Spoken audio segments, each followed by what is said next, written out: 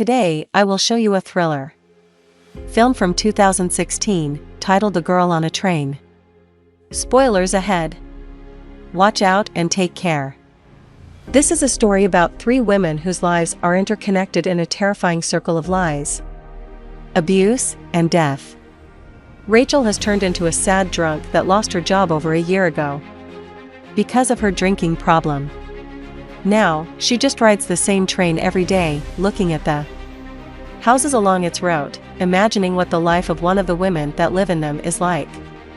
That woman is Megan. Rachel sees her life as an absolute fantasy in which Megan is a perfect woman in a perfect relationship and perfectly in love with her husband. This is not the case, however, as we will find out in the course of the movie. Megan is a very troubled young woman with a difficult past and a husband, Scott, who's a little bit too jealous when it comes to her contact with others. But he isn't her only problem. She used to be a successful gallery director, but now Megan is reduced to work as a nanny for one of her neighbors, Anna. Megan is stuck in a situation she despises, infinitely sad about what her life has turned into, being forced into becoming a housewife and a mother. Anna is the image of that woman Megan wants to avoid. She is the current wife of Rachel's ex-husband with whom she has a baby. Rachel keeps coming to their house that she can see on her train ride as well. 1:15. With one time even sneaking inside and taking their baby. She keeps calling both the house and Tom, her ex, constantly. In the present, the three women live completely different lives, but all surrounding the same axis in that boring little town outside of New York. Rachel lives with her friend Kathy, who's worried about her drinking and obsessing over her ex-husband and his new wife and baby. She tells Rachel to stop calling them while she apologizes to Kathy for not being able to pull herself together and move out of her place for the past 2 years. The only thing on her mind is her past with Tom and their difficulty having a baby, which she really wanted. The next day, Rachel goes back to her train, getting scolding looks from her fellow passengers for being drunk and looking at Megan's house when she sees her embracing and kissing another man that's not her husband.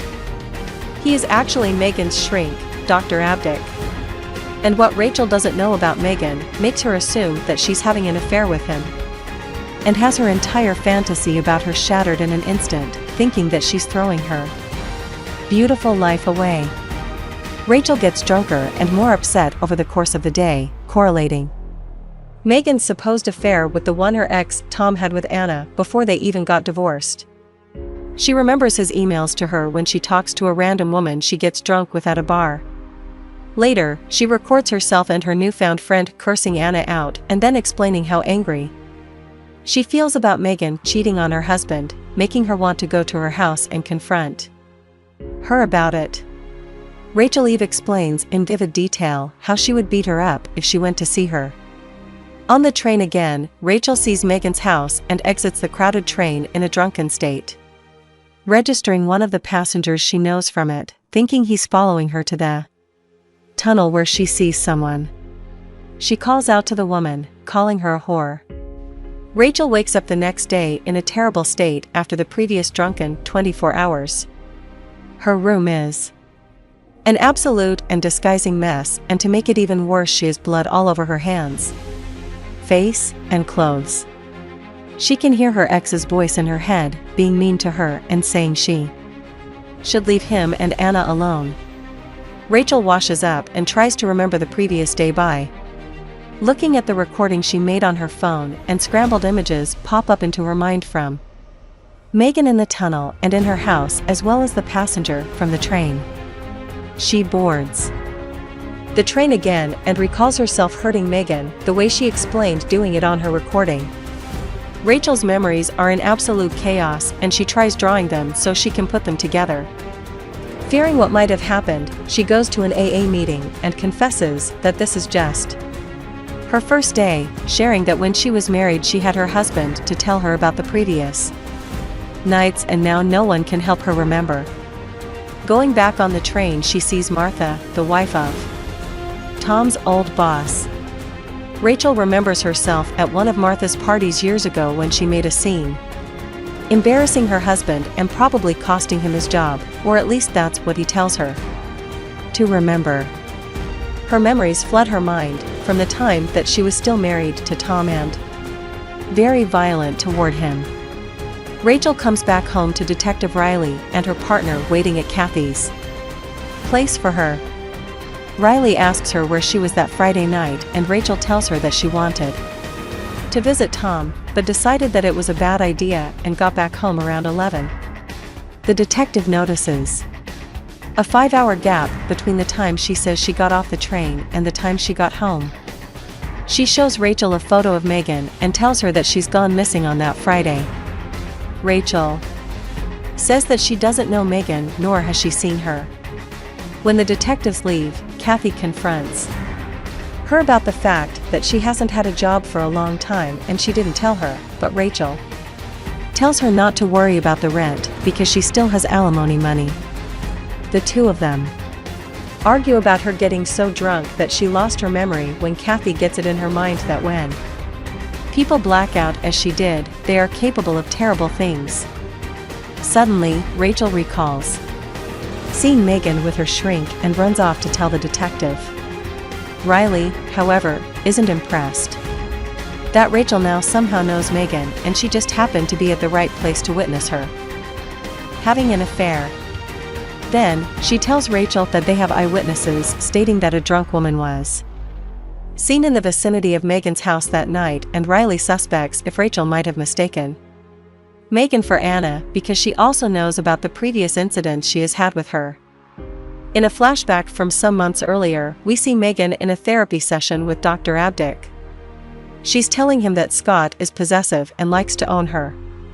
But in an interesting way of presenting their dialogue, the filmmakers will have us doubt if anything Megan is saying is true, just how we doubt if anything Rachel is remembering is real. The doctor tells her that what Scott is doing to her is a form of emotional abuse. But Megan seems to have accepted it as a normal state of affairs. She, suddenly, confesses to her doctor that she has feelings for him that are probably misplaced. Rachel, fearing what might have happened to Megan and abruptly changing her mind about her, idolizes her now that she's missing. She gets the idea to talk to her husband and lies to him that she's Megan's friend to get through the doors and get his trust. Rachel tells him that she saw Megan kissing someone that day from the train, and Scott gets upset, so he asks what he looks like.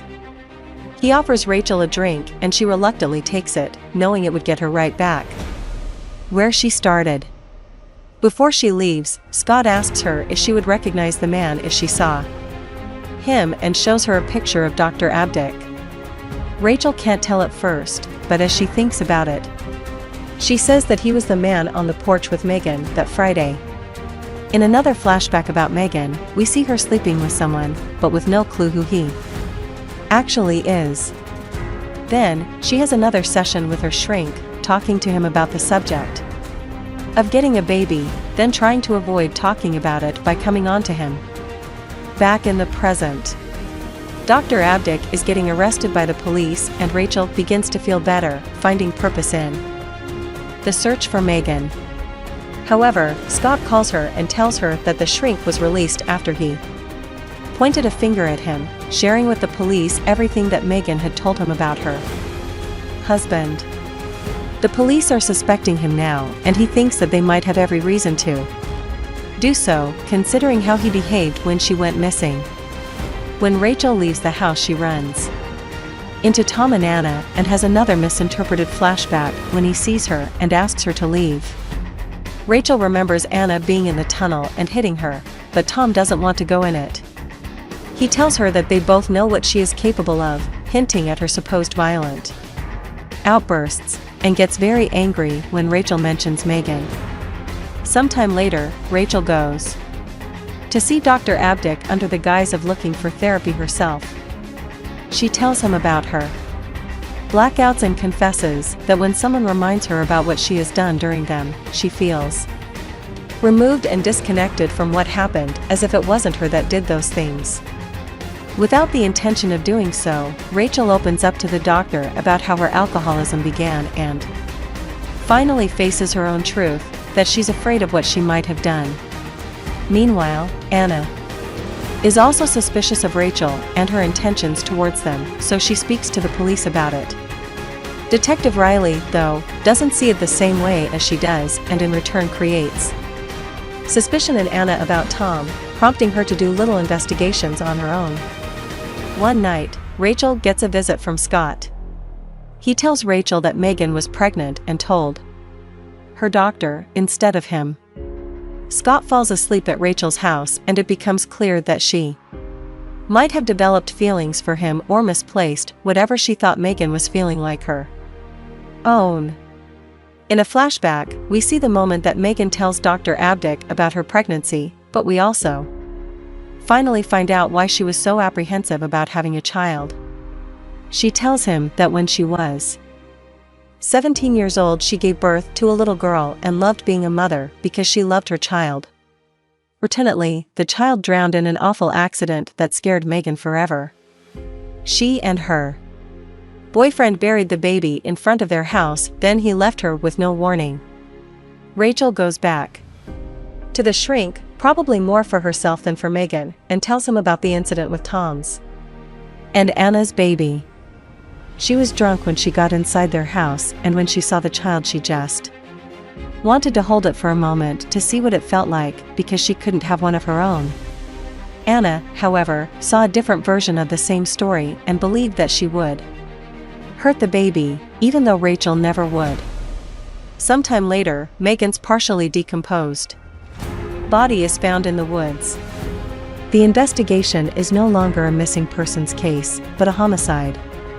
At this point, we get to Anna's story. She remembers Tom from before they got married, and they were having an affair while he was still with Rachel. That thought gets her thinking about Rachel's violent tendencies and suspicious about the possibility of her killing Megan. Tom reassures her that even though Rachel might be a sad person, that she's completely harmless. Meanwhile, Rachel comes back home to find Scott at her place, drinking and ready to confront her about something. He offers her a beer, but she refuses.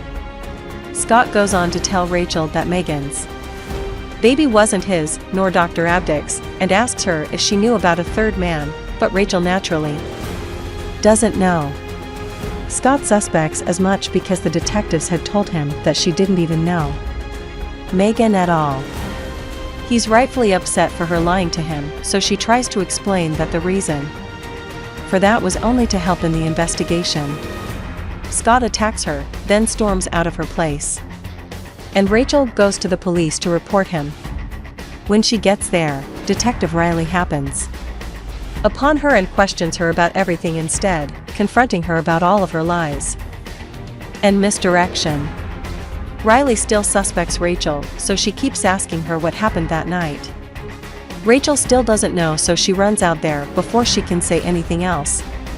In a flashback with Megan on the day that she died, we see the real version of events that took place on her porch with her shrink. He was simply comforting her that she and her baby will be fine. In the present, Rachel goes back to drinking when she sees the passenger from the train in the bar that she's in and asks him why he was following her that Friday, because she saw him in the tunnel.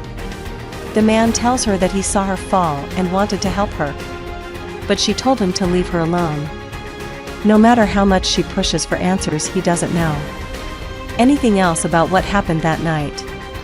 The conversation with him sends Rachel back on the spiral of doubting herself and believing that she might be capable of killing someone. Capable of killing Megan.